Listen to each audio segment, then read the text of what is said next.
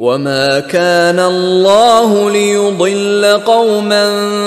بَعْدَ إِذْ هَدَاهُمْ حَتَّى يُبَيِّنَ لَهُم مَّا يَتَّقُونَ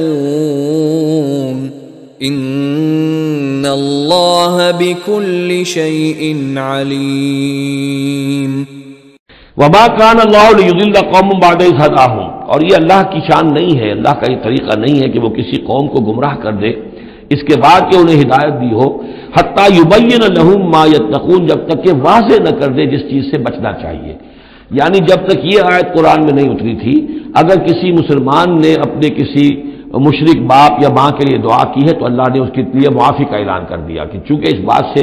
ابھی تک تمہیں آگاہ نہیں کیا گیا تھا کہ اہل ایمان کے لیے روا نہیں ہے کہ مشرکین کے لیے استغفار کریں، تو جب تک یہ حکم نہیں آ گیا تھا جو بھی اگر کسی نے کیا ہے تو اللہ تعالیٰ اس پر کوئی باس پرس نہیں کرے گا۔ ما کان اللہ لیضل قوما بعد اذ ھداھم حتی یبین لہم ما یتقون، جب تک کہ واضح نہ کر دیا جائے کہ ان چیزوں سے آپ کو بچنا ہے۔ ان اللہ بکل شیء علیم، یقیناً اللہ تعالیٰ ہر شے کا جاننے والا ہے۔